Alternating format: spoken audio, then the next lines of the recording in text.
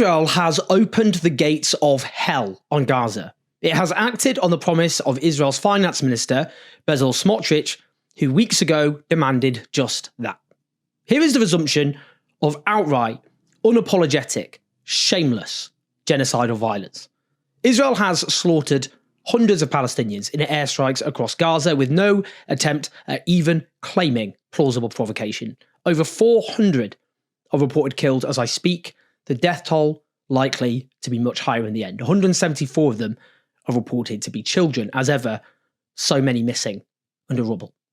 I've looked at some of the footage, so you don't have to. A dead baby in a jumpsuit covered in rainbows. A dead child with a bloodied face in a Mickey Mouse top. A man holding a toddler, her face blackened by burns. A grieving father playing with a pigtail of his little girl for the last time. Another grieving father wails as he holds the lifeless body of his daughter in her red pyjamas. A young boy sobbing over his dead father in a zipped body bag. The body of a young boy extracted from mangled rubble. 6 members of the Abu Daku family, the father, mother and children, killed by an Israeli airstrike on their car. Just one child survived with severe injuries. Entire families wiped out, their names forever erased from the civil registry. There's a picture of a little girl, Kusua, sitting in a red chair amongst the rubble after her family returned to their homes after their repeated forced displacement. She was killed alongside her sister, her parents, her uncle, her aunt, and her grandparents. The Palestinian artist Durgam Kraki was killed alongside all 30 members of his family in an Israeli missile strike on their home. A family who was described on Instagram as the happy family in Arabic, with a smiling mum and dad holding their beautiful girls. They were also all killed. Palestinians in Gaza were tweeting out last night, fearing that this would be their last night alive, like Mohammed Jawad and his beautiful baby girl.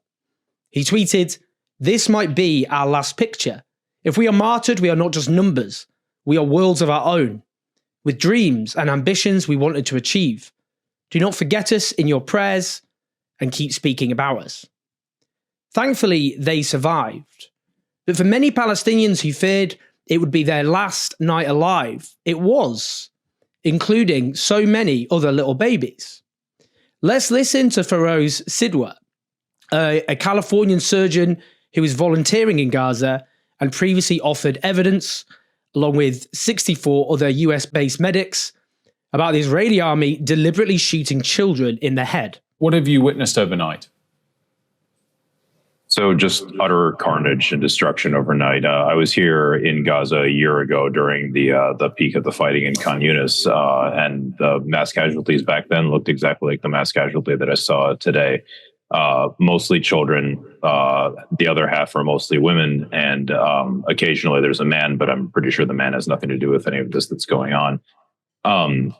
I did 6 operations overnight. Half of them were in small children, so probably 6 and below. I wasn't exactly sure their ages, but it's probably about 6 and below. Most of them are going to go on to die, unfortunately. I'm told, I don't know for sure, but I'm told that about 40 bodies were brought to the morgue directly. And, but yeah, it was just utter carnage, as usual, when you drop bombs on tents. That's what happens. Just listen to that. Just listen to that. Mostly women and children. Let's just take a step back and put this despicable massacre in its proper context. As Israel opened the gates of hell on Gaza, as promised by its finance minister, CNN issued a breaking news alert which read, "Israel says it's carrying out extensive strikes against Hamas in Gaza, throwing doubt on the fragile ceasefire." Here is an example of how the world has been turned on its head since this genocide began, language robbed of all meaning, in order to protect Israel from accountability for the heinous crimes it's committing. What CNN itself acknowledges is described by Israel itself as extensive strikes is not sufficient to declare the ceasefire objectively over. If just a tiny equivalent of Hamas rockets had been lobbed at Israel, CNN would not even think of suggesting that represented anything other than the end of this ceasefire, so-called. According to the New York Times, this onslaught was targeting Hamas. The newspaper knows full well how many kids have just been slaughtered. Indeed, this so-called ceasefire, which supposedly came into effect on the 19th of January, has itself been a murderous farce. Before this latest massacre, Israel had reportedly killed more than 150 people in Gaza since that so-called ceasefire began, and that's without even mentioning the dozens of Palestinians who have been slaughtered in the West Bank. What is your definition of ceasefire exactly? Because call me old-fashioned, but I tend to define it as the ceasing of firing. Do you know how many Israelis have been killed in Gaza since the so-called ceasefire? One. He was a contractor, and guess who killed him? The Israeli army. They thought he was a Palestinian. If a single Israeli soldier or contractor had been killed by a Hamas militant, nobody would be calling this a ceasefire. This is, of course, the same overtly racist logic which was used to claim that there was a ceasefire in place before the 7th of October. In the 9 months before the 7th of October alone, 236 Palestinians, 45 of them children, had been killed. Again, if a single Israeli child, for example, had been killed in that period by Palestinian militants, nobody would be calling that a ceasefire. There isn't even a pretense that Palestinian life has any worth at all. But it's not just armed violence. 16 days ago, Israel imposed a total blockade on Gaza, preventing any humanitarian aid of any description from getting in. Food, medicine, you name it. That's caused the price of some staple goods to surge by 200%. This blockade is a straightforward crime.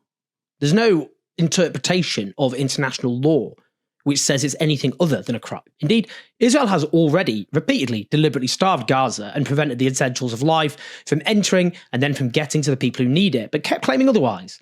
This time, they just went and said it, boasting of their criminal violation of international law.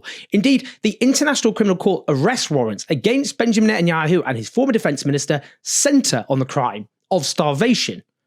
Now I'll just listen to this by the British Foreign Secretary, David Lammy, in Parliament. I welcome my right honourable friend's strong statement that blockading all aid into Gaza, including UK-raised aid, is appalling and unacceptable. So what discussions did he have with G7 colleagues about what can be done about this provocative action during Ramadan? And what consequences are there for what people are saying is a breach of international law? Well, my honourable friend is right. This is a breach of international law. Israel, quite rightly, must defend its own security. But we find the lack of aid, it's now been 15 days since aid got into Gaza, unacceptable, hugely alarming and very worrying. And we would urge Israel to get back to the amount of trucks that we were seeing going in, way beyond 600, so that Palestinians can get the necessary humanitarian support they need at this time. Finally, you might say, the British government has said the obvious, that Israel is in breach of international law.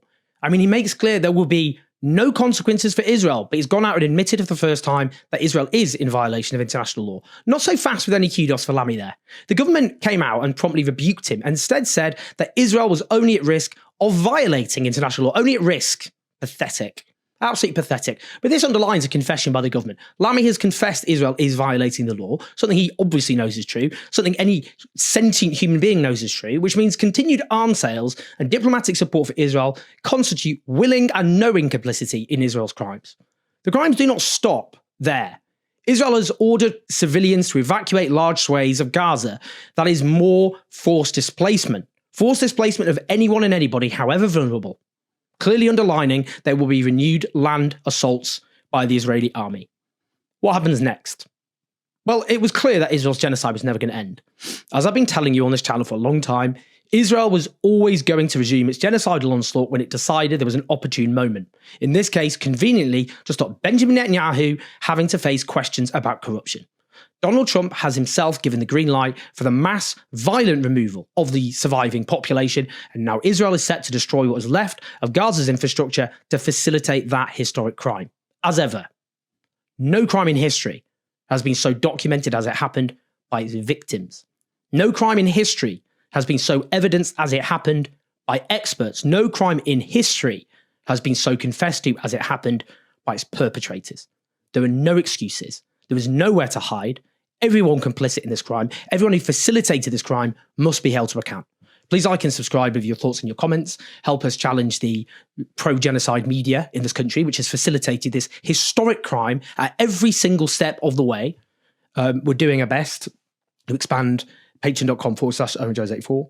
Listen to the podcast, share the video, get the message out, and let's all do everything we can and make a pledge and a commitment to do everything we can to speak out and fight this genocide.